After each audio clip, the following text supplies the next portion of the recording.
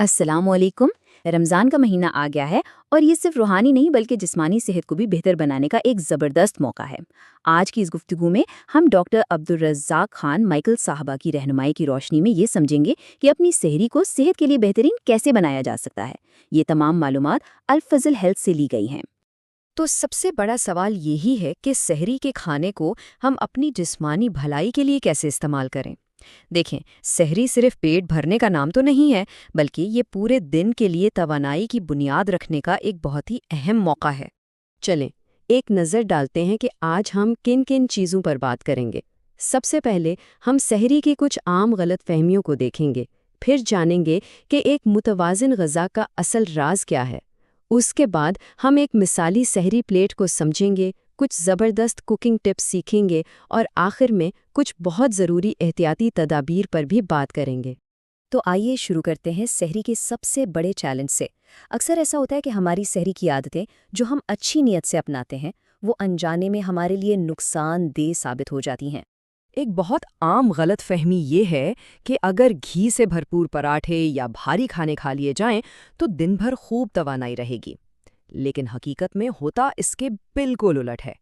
ऐसे खाने जिस्म को सुस्त और बोझल बना देते हैं और ब्लड शुगर की सतह को भी गैर मुस्तहकम कर सकते हैं, जो ख़ास तौर पर ज़ियाबीतिस के मरीजों के लिए काफ़ी तशवीश की बात है।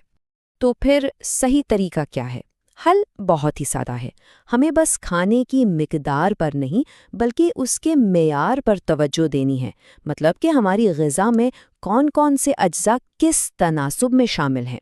एक मुतवाज़न सहरी का मतलब है ऐसी ग़िज़ा जिसमें नशास्ता यानी कार्बोहाइड्रेट्स कम हों और फाइबर और प्रोटीन यानी लहमियात ज़्यादा हों। इससे होता ये है कि तवानाई जिस्म में आहिस्ता आहिस्ता खारिज होती है, जो दिन भर की मशक्क़त बर्दाश्त करने में मदद देती है, और जिस्म में शुगर की मिक़दार भी अचानक नहीं बढ़ती। चलें अब अमली तौर पर देखते हैं कि एक मुतवाज़न और सेहतमंद सहरी की प्लेट में आखिर होना क्या चाहिए। ये एक मिसाली सहरी प्लेट की तस्वीर है। ज़रा गौर करें कि इसमें सबसे बड़ा हिस्सा तकरीबन 40% प्रोटीन का है और 30% फाइबर का।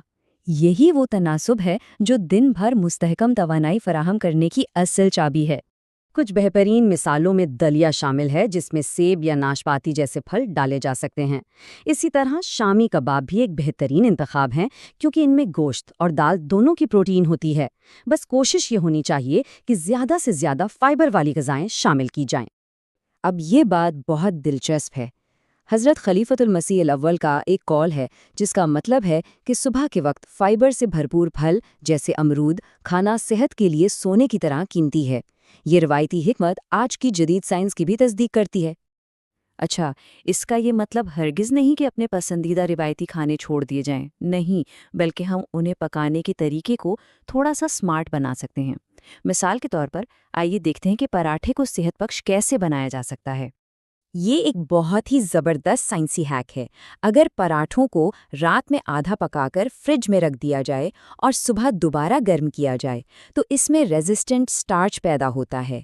ये ना सिर्फ हमारी आंतों की सेहत के लिए मुफीद है, बल्कि कार्बोहाइड्रेट के मनफी असर को भी कम करता है। इससे वक्त भी बचता है और सेहत भी बेहतर होती है। पराठे को मज़ीद सेहतमंद बनाने के दो और आसान तरीके भी हैं। आटा गूंदते वक्त अगर उसमें एक अंडा शामिल कर लिया जाए तो प्रोटीन बढ़ जाती है और पराठा नरम भी बनता है। इसी तरह उबला हुआ कद्दू शामिल करने से फाइबर और दूसरे ज़रूरी ग़िज़ाई अज्जा भी हासिल हो जाते हैं। और हाँ, ये एक अहम नुक्ता है, चिकनाई को मुकम्मल तौर पर नज़रअंदाज नहीं करना चाहिए। पराठे में मौजूद थोड़ी सी चिकनाई दरअसल तवानाई को आहिस्ता आहिस्ता खारिज करने में मदद देती है, जिससे हमें देर तक भूख नहीं लगती। बस अहम बात एतदाल है।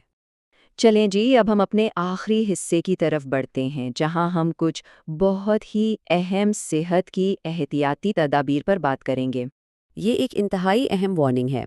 अगर कोई ऐसी अद्वियात इस्तेमाल कर रहा है जो मैदे के काम पर असरअंदाज होती हैं, तो रोज़ा रखने से पहले डॉक्टर से मशवरा करना लाजमी है, क्योंकि रोज़े के साथ उन अद्वियात का असर मैदे पर इजाफी बोझ डाल सकता है। सहरी खाना हमारे नबी करीम सल्लल्लाहु अलैहि वसल्लम की सुन्नत है और इसे कभी नहीं छोड़ना चाहिए। अगर कभी देर से आँख खुल भी जाए, तब भी हल्की फुल्की ग़िज़ा ज़रूर ले लेनी चाहिए, क्योंकि खाली पेट रोज़ा रखने से जिस्मानी कमज़ोरी हो सकती है। تو اہم نکات کیا ہوئے؟ سحری متوازن ہو، جس میں پروٹین اور فائبر زیادہ ہوں، کاربوہائیڈریٹ اور چکنائی کم ہو، پانی مناسب مقدار میں پیا جائے۔ اور ایک سماجی پہلو یہ بھی ہے کہ سحری کی تیاری کی ذمہ داری صرف خواتین پر نہ ہو، تاکہ انہیں بھی عبادت کے لیے پورا وقت مل سکے۔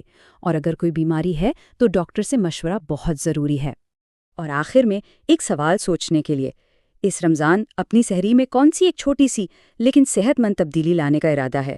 یاد رکھیں، ایک چھوٹی سی تبدیلی بھی بہت بڑا اور مثبت فرق لا سکتی ہے۔ اگر یہ معلومات آپ کے لیے مددگار ثابت ہوئی ہے تو کمنٹس میں ضرور بتائیں۔ اسے اپنے دوستوں اور خاندان کے ساتھ شیئر کریں اور مزید ایسی ہی معلوماتی گفتگو کے لیے ریمیڈیفائی چینل کو سبسکرائب کریں۔ اللہ تعالی ہم سب کو اس رمضان میں بہترین روحانی اور جسمانی صحت سے نوازے۔ والسلام علیکم ورحمۃ اللہ۔